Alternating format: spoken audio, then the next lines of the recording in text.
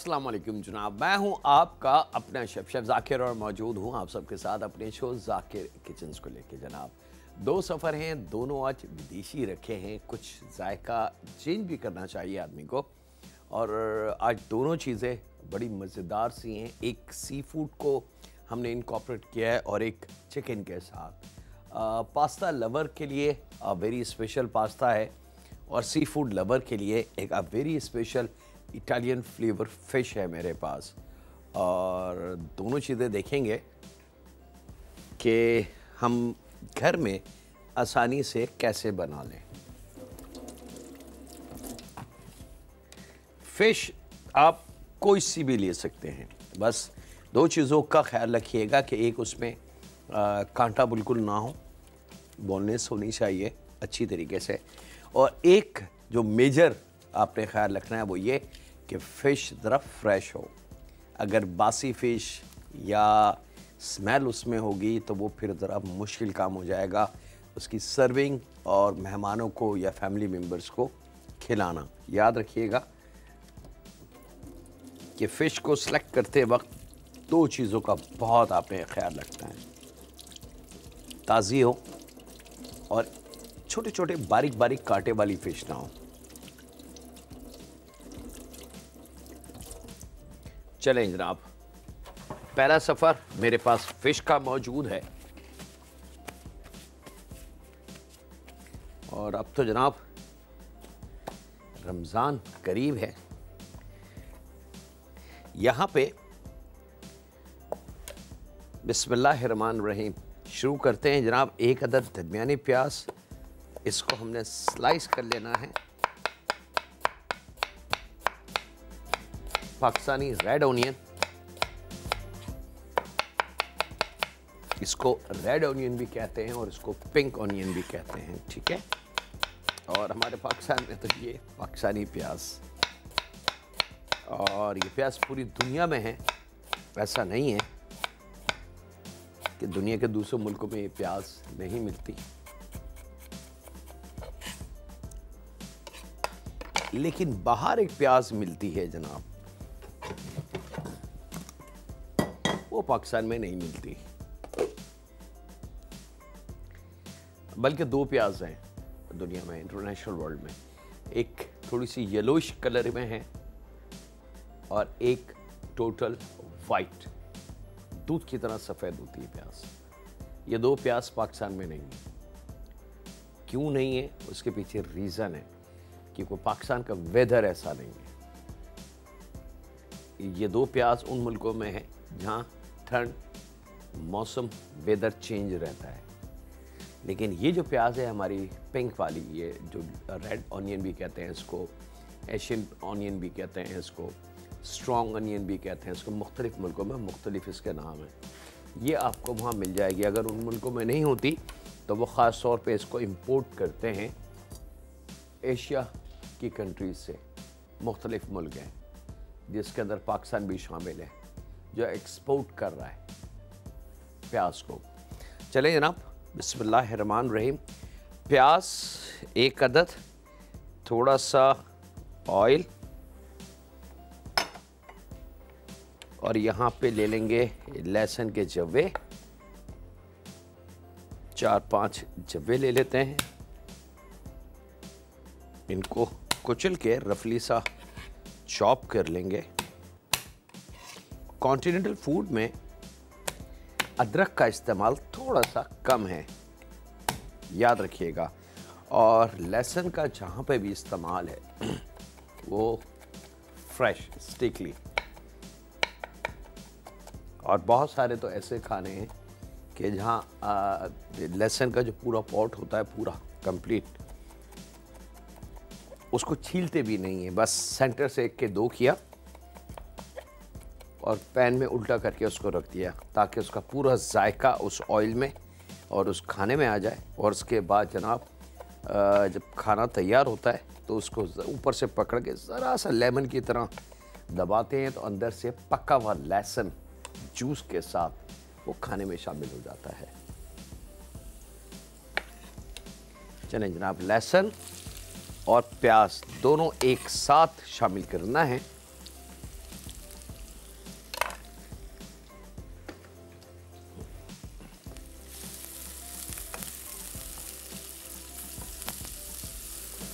इसको याद रखिएगा कि थोड़ा सा हल्का सा मामूली सा इसमें कलर आए, हल्का सा पका हुआ फील हो कि हाँ ये पक चुका है, तो यहाँ पे हमारे पास मौजूद है फ़िश।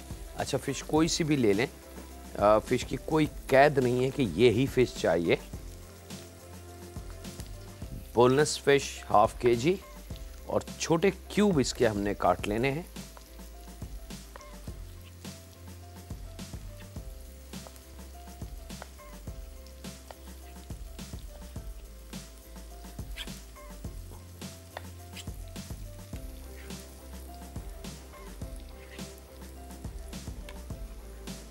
ये लीजिए जनाब, फिश हमारी रेडी।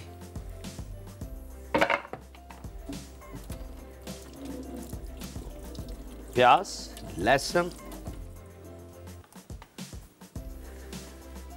थोड़ा सा कलर, हल्का सा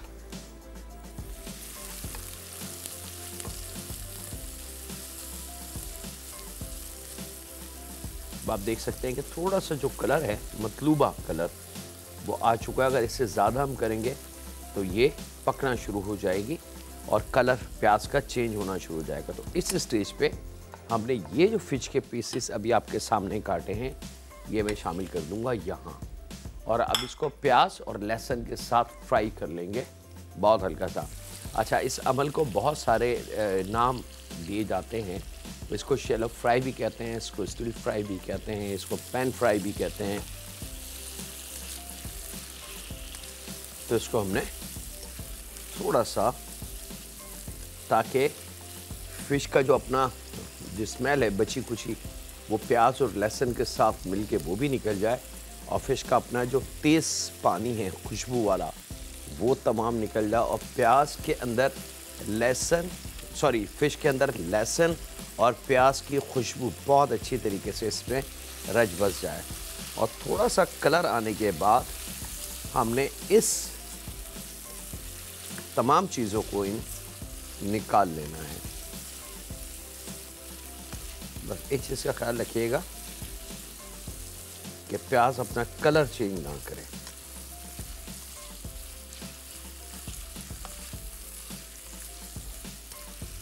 चूल्हे की लो स्लो होगी, बहुत एहतियात संभाल के।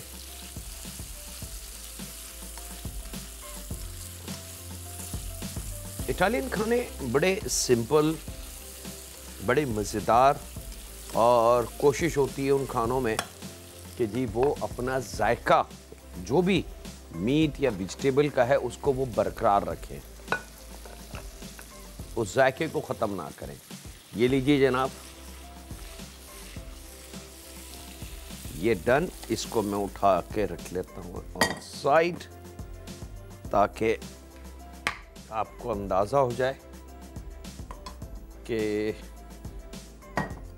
फ़िश हमारी किस कलर की होनी चाहिए। यहाँ अब हाथ को थोड़ा सा रोक के 2 अदद टमाटर छिलके के बगैर, क्योंकि Italian style fish with tomato है, तो इसको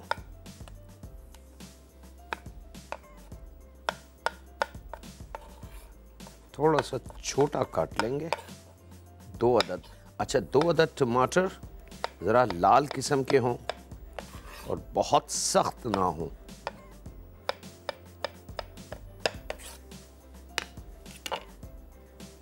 सेम कढ़ाई चेंज नहीं करनी। हमने लगभग 3 टेबल स्पून ऑयल फ़िश के लिए और प्याज और लहसुन के लिए लिया था, और बहुत थोड़ा सा ऑयल हम यहाँ इस्तेमाल करेंगे, तकरीबन लगभग 1 से 1.5 टेबल स्पून। और इसमें ये टमाटर,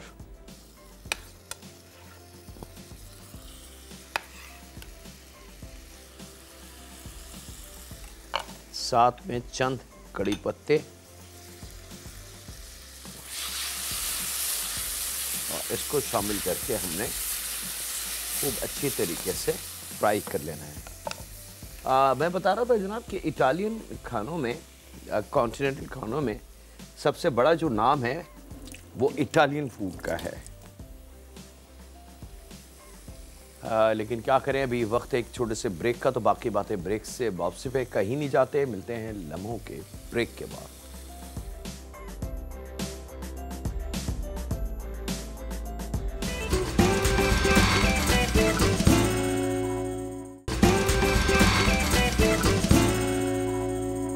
वेलकम बैक जनाब। ब्रेक से वापस आ चुके हैं।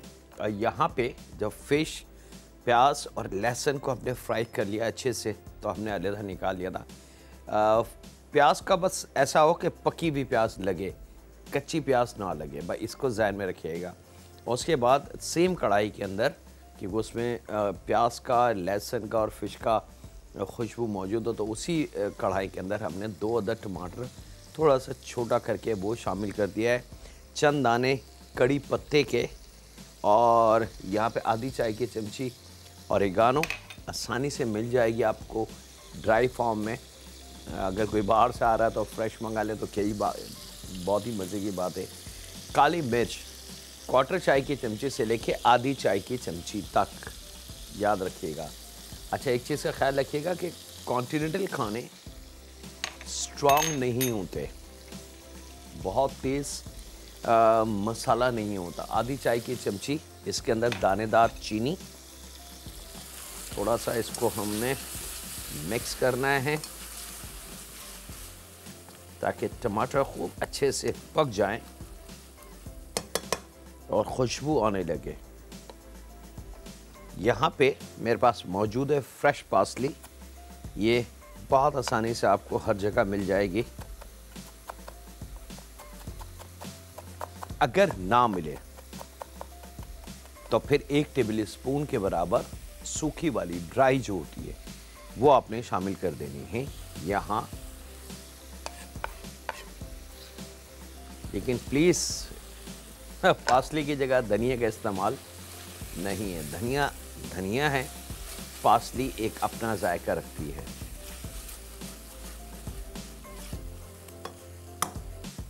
पार्सली और उसके बाद जनाब मेरे पास मौजूद है टमाटो प्यूरी, लगभग 4 to 5 टेबल स्पून।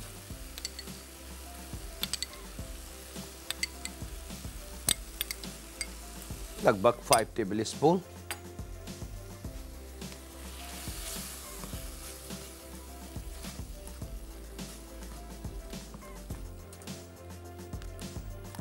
याद रखिएगा टमाटो प्यूरी का इस्तेमाल है, टमाटो पेस्ट का नहीं, केचप का नहीं। ये 2 अलग चीज़ें हैं। अगर ये हम शामिल करेंगे तो जायका कुछ और होगा। टमाटो प्यूरी ब्लाइंड होती है, कोई जायका उसमें नहीं होता। समझ लें कि ब्लांच किए हुए टमाटर छिलके के बगैर पीस दें तो वो टमाटो प्यूरी बन जाती है। ठीक है, यहाँ पे जब टमाटर खूब अच्छी तरीके से पकना शुरू हो जाए तो डब्बे वाली क्रीम लीजिएगा, ख़ास तौर पे डब्बे वाली क्रीम, और लगभग 3 to 4 टेबल स्पून हमने शामिल कर देनी है यहाँ। और नमक जायके के एतबार से बहुत ज़्यादा नहीं,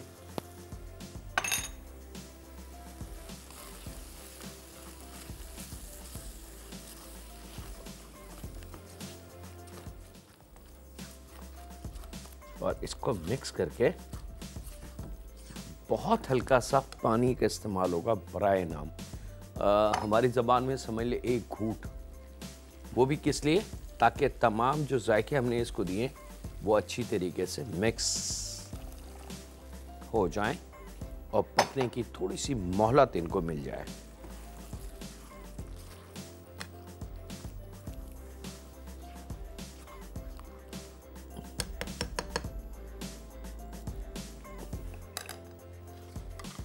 अब जनाब पानी के बाद ये फिश के पीसेस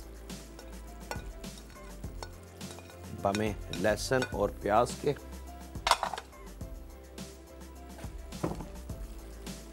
और इसको बहुत एहतियात से आपने मिक्स करना है। एक चीज़ को ज़हन में रखिएगा, फिश के पीस फ्राई हुए में हैं, पके में हैं, ये ना हो कि आप बहुत ताकत से इसको चलाना शुरू कर दें तो वो सब टूट जाए। बस हल्का सा आपने मिक्स करना है और इसको चंद लम्हे के लिए ढक देना है ताकि स्टीम जो इसकी बने। तो अगर फ़िश में आपके दिल में डर हो कि जी कहीं से कच्ची ना रहे, अंदर कसर ना रहे, अंदर से कच्ची ना रहे, तो वो डर निकल जाए। प्लस जो जायका डेवलप हुआ है वो जायका खूब अच्छे से फ़िश के अंदर तक रच बस जाए और हमारी fish tomato Italian style perfectly ready है। यहाँ एक चीज़ का ऑप्शन आपके पास मौजूद है, वो चाहें तो यूज़ करें, चाहें तो ना यूज़ करें। पार्मेसन चीज़ मिलती है पाउडर फॉर्म में और ब्लॉक फॉर्म में, थोड़ी सख्त और हार्ड चीज़ होती है। वो लेके आप जब सर्व करें तो ऊपर से हल्की सी कद्दूकश इसके ऊपर करके और फिर आप सर्व करें, लेकिन बहुत ज़्यादा नहीं, क्योंकि पार्मेसन चीज़ थोड़ी सी स्ट्रॉन्ग होती है, थोड़ा सी तेज़ जायका होता है उसका। अगर आपने ज़रूरत से ज़्यादा डाल दी, ऐसा ना हो कि ये खाई ना जाए, बिल्कुल हल्की सी, जैसे हम अपने खाने पे हल्का सा धनिया छिड़कते हैं पाकिस्तानी खाने पे, अगर ज़रूरत से ज़्यादा धनिया डाल दें तो फिर हम खा नहीं सकते खाना। सेम वही चीज़ है, ख़ास तौर पे पार्मेसन चीज़ की अगर मैं बात करूं तो ये शामिल हो गया जनाब। इसके बाद इसकी सर्विंग की हम तैयारी करेंगे।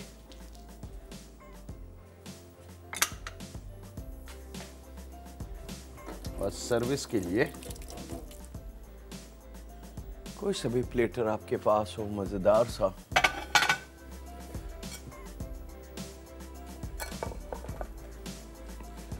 दम बहुत हल्का सा देना है। याद रखिएगा फ़िश के एक तो छोटे से क्यूब हैं जो हमने काटे हैं, फिर प्लस बोनलेस फ़िश है, हमने उसको 90% तो शैलो फ्राई कर लिया था, यानी कि कढ़ाई में प्याज के साथ, तो वो फ़िश तैयार है। फ़िश को बास फैमिली ओवर कुक करते हैं, ना जाने क्यों, मुझे नहीं पता उसके पीछे उसका रीज़न क्या है। शायद उनके जहन में किसी ने ये डाल दिया कि जी फ़िश कच्ची लग रही है, थोड़ी सी गीली सी है, थोड़ी सी चिपचिपाहट है फ़िश में, ये भी कच्ची है, इसको और फ्राई करें। तो उन तमाम फैमिली मेम्बर्स के लिए मैं रिक्वेस्ट करूँगा कि वो फ़िश खाना छोड़ दें, ठीक है? क्योंकि अगर फ़िश को आपने ओवर कुक कर लिया और फ़िश कम्प्लीटली ड्राई हो गई अंदर से, तो इट मीन्स कि जो कुदरती अल्लाह ताला ने जो फ़िश में ताकत और ऑयल रखा है, ओमेगा 3 और बाकी चीज़ें, वो सब ख़त्म हो गई।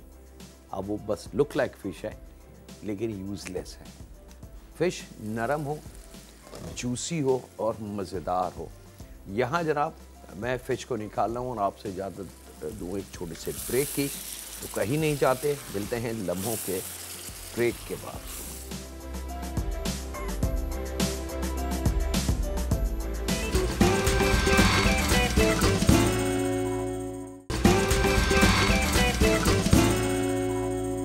वेलकम बैक जनाब, ब्रेक से वापस आ चुके हैं। यहाँ पे दूसरा सफ़र, पहला सफ़र इटालियन स्टाइल फ़िश टमाटो हमारे बिल्कुल परफेक्टली रेडी है। रोटी चपाती के साथ ये सर्व नहीं होगी। द बेस्ट सर्विंग ब्रेड बन, डिनर रोल या सेकंड ऑप्शन राइस। याद रखिएगा, क्योंकि हर मुल्क का खाना एक अपना वजूद रखता है और उसका फ्लेवर उसके साथ ही होता है कि जो उसके साथ की चीज़ें हैं उसके साथ उसको सर्व किया जाए। मिसाल के तौर पे कि अगर कोरमा एक मज़ेदार सा कोरमा बने और मैं उसके साथ आपको उबले हुए राइस दे दूं, तो आप खा तो लेंगे लेकिन एंजॉय नहीं करेंगे। कोरमे के साथ गरम गरम रोटी, तंदूर की रोटी, नान, कुलचा, तिल वाला, ये मैच है।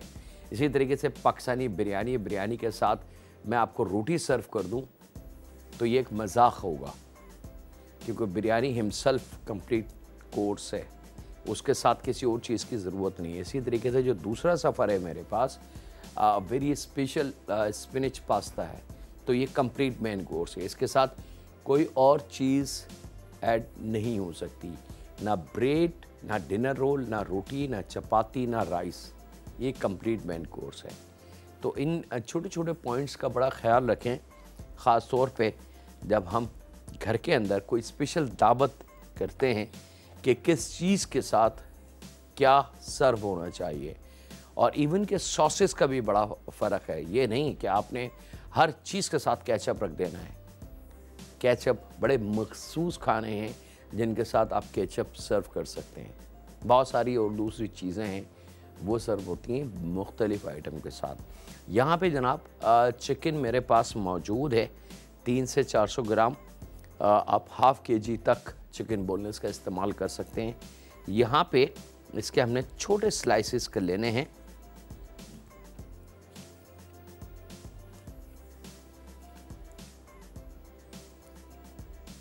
और ये चीज़ शायद दुकानदार आपको करके ना दे, तो इसके लिए आपको ख़ुद थोड़ी सी मेहनत करनी पड़ेगी। एक कॉलर है, उनसे बात करते हैं। अस्सलाम वालेकुम। वालेकुम अस्सलाम। जी जाकिर बात कर रहा हूँ, बात कीजिए। जी अस्सलाम वालेकुम जाकिर भाई।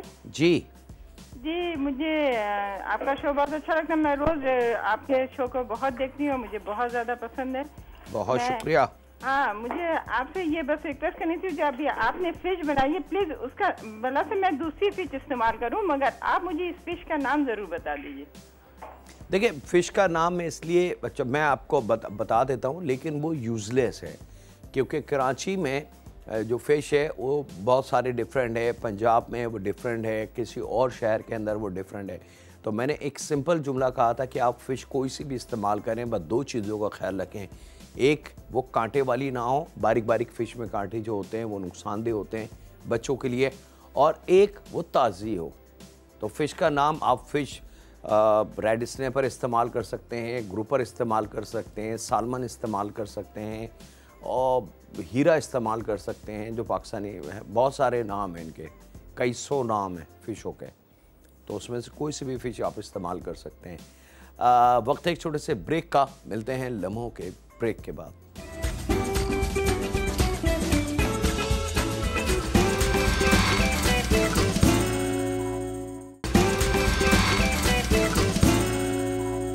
वेलकम बैक जनाब। ब्रेक से वापस आ चुके हैं। चिकन के बाद आपने 2 अदद टमाटर लेने हैं, ज़रा सख्त लेकिन रेड कलर के, याद रखिएगा। ये जो पॉइंट्स मैं आपको दे देता हूँ, टिप्स दे देता हूँ, ये सुन के इग्नोर मत करें। हर एक काम के पीछे एक रीज़न होता है, हर एक चीज़ के पीछे उसकी एक वजह होती है। अगर आप नॉर्मल टमाटर ले लेंगे जो नरम होगा, या थोड़ा सा ज़रूरत से ज़्यादा पका हुआ होगा, या कच्चा टमाटर होगा हरा सा, तो वो जायका चेंज हो जाएगा आपके खाने का। तो लाल कलर का टमाटर जो अपने फुल ओरिजिनल कलर पे आ जाए, और थोड़ा सा सख्त, ताकि वो हमारी कुकिंग की टाइमिंग को बर्दाश्त कर सके, अपना वजूद ना खो दे। लेकिन अगर इसी की जगह रेड टमाटर, लेकिन थोड़ा सा नरम, थोड़ा बासी सा टमाटर, थोड़ा सा 4-5 दिन पुराना टमाटर अगर मैं लूँ और उसको इस्तेमाल करूँ, तो वो हीट को, हमारी कुकिंग टाइमिंग को बर्दाश्त नहीं कर पाएगा, बल्कि मैश हो जाएगा कुकिंग में, और मैश होने के साथ साथ वो बाकी जो लुक है खाने की उसको भी ख़राब कर देगा। तो हर बात के पीछे, हर टिप के पीछे उसकी एक वजह होती है। उस वजह को समझें कि सिर्फ ये जुमला क्यों कहा कि जी लाल कलर का टमाटर लेना है, थोड़ा सख्त लेना है। यहाँ पे इसको 1 के 4 करके थोड़े छोटे स्लाइसेस कर लें।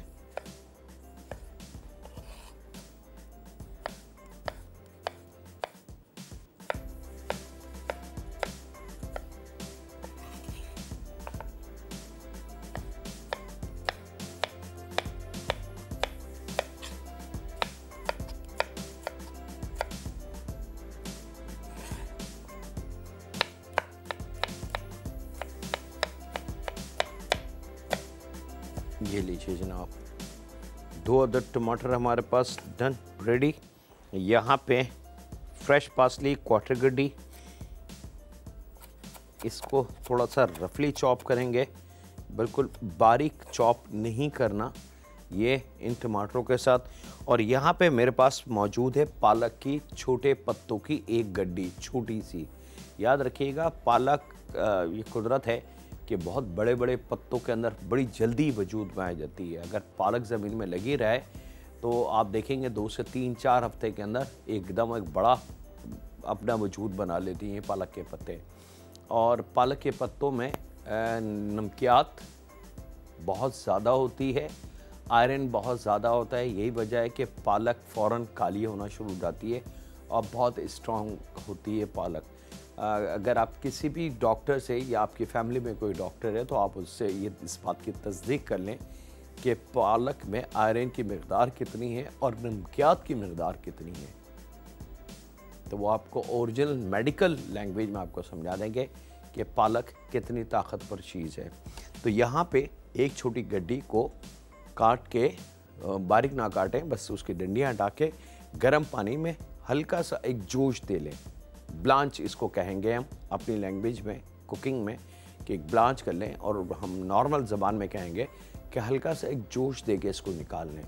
ओवर कुक ना करें, ये बहुत ज़रूरी है। लेकिन पालक को धोइएगा ज़रा अच्छा, क्योंकि पालक में सबसे ज़्यादा मिट्टी मौजूद होती है।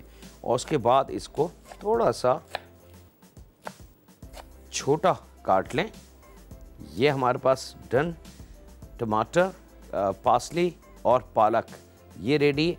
अब हम ले लेते हैं लहसुन के जव्वे, 4 से 5-6 अदद, छोटे बड़े हों तो आप उसके हिसाब से उसको बढ़ा सकते हैं। यहाँ वक्त एक ब्रेक का, तो मिलते हैं लम्हों के ब्रेक के बाद।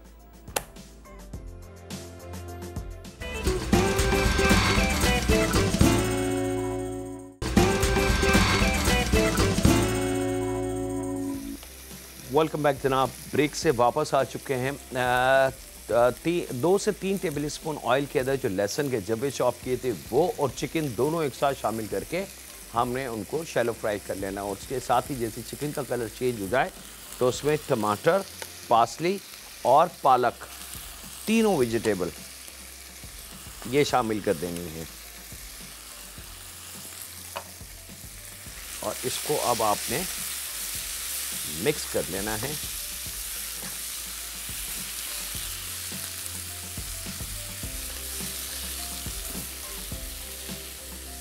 याद रखिएगा, इटालियन फूड बहुत ज़्यादा ओवर कुक नहीं किया जाता, बहुत ज़्यादा देर तक नहीं पकाया जाता। यहाँ पे 1 चाय की चमची भर के कुटी काली मिर्च आप 1.5 चाय की चमची तक इस्तेमाल कर सकते हैं। अगर आपको जायका थोड़ा सा तेज चाहिए, 1/4 चाय की चमची दालचीनी,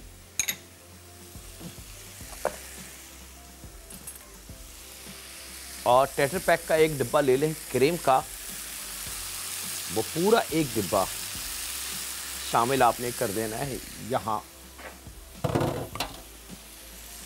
साथ में जायके के हिसाब से नमक। पास्ता आप अपनी मर्ज़ी का इस्तेमाल कर लें, अदरवाइज़ सबसे बेस्ट पास्ता जो इसके लिए होगा वो होगा, यहाँ मेरे हाथ में रखा है, इसको पेनी पास्ता कहते हैं। ठीक है, आप इसके अंदर मैक्रोनी इस्तेमाल कर सकते हैं, आप इसमें पाथाचीनी पास्ता इस्तेमाल कर सकते हैं, जो छोटी छोटी पट्टियाँ होती हैं उसका इस्तेमाल कर सकते हैं।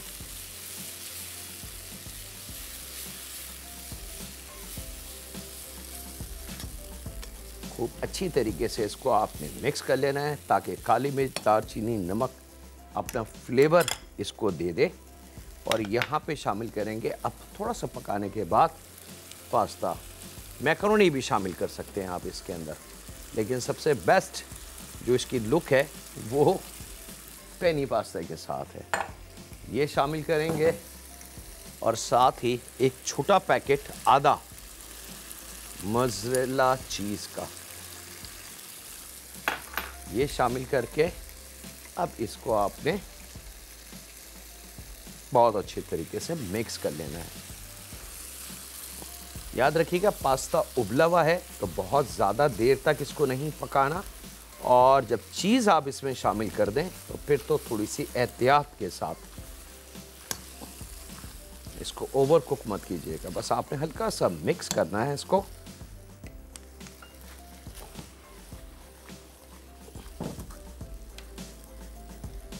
और ये देखें आप, ये इसकी लुक होनी चाहिए। ठीक है, ये लीजिए, ये इसकी लुक होनी चाहिए। डन जनाब, इससे ज़्यादा इसको ओवर कुक हमने नहीं करना। और इसके साथ ही इसको हम ले आते हैं अपने सर्विंग प्लेटर पे और ये आपका आ गया जनाब Italian flavour spinach pasta with chicken और विदाउट चिकन, दोनों ऑप्शन है। आप चाहें तो इसके अंदर चिकन के पीसेस शामिल कर लें और आप चाहें तो बगैर चिकन के पीसेस से भी आप इसको बना सकते हैं। और ये आपकी डाइनिंग टेबल पे जाने के लिए बिल्कुल रेडी है, तैयार है। और इसके साथ ही वक्त मेरे हाथ से ख़त्म हो चुका है। अपने घर वालों का, दोस्तों का, बुज़ुर्गों का, बच्चों का और बेटियों का बहुत ज़्यादा ख्याल रखें और दुआ करते रहें उस खालिक मालिक, उस परवरदिगार से जो सबसे बड़ा है और सबसे ज़्यादा ताकतवर है। उसके आगे हर चीज़ ज़र्रे के बराबर है। वो मेरा रब है, वो हर एक चीज़ को जानता है, वो हमारे नेक अमल को भी जानता है और हमारे गुनाहों को भी जानता है। और उन्हीं गुनाहों की वजह से जाने अनजाने में हम कुछ ऐसे जुमले अदा कर जाते हैं, कुछ ऐसे काम कर जाते हैं कि जिसकी वजह से हमारी दुआएं रुक जाती हैं और हम पे बीमारियां आना शुरू हो जाती हैं। वो बेसिकली सज़ाएं होती हैं। तो ऐ रब, हमें हमारे गुनाहों से माफ़ी अता फरमा और उन बीमारियों को तू हमसे वापस ले ले जो सज़ा की सूरत में तूने हमें अता की। ऐ रब, वैसे तो तेरी हर चीज़ हम उसका शुक्र अदा करते हैं, वो बीमारी हो, रिक्स हो, सेहत हो, तंदुरुस्ती हो, औलाद हो और न जाने क्या क्या, लेकिन ऐ रब साथ में थोड़ी सी माफ़ी भी। हम नादान हैं और नादान से ही नादानी होती है।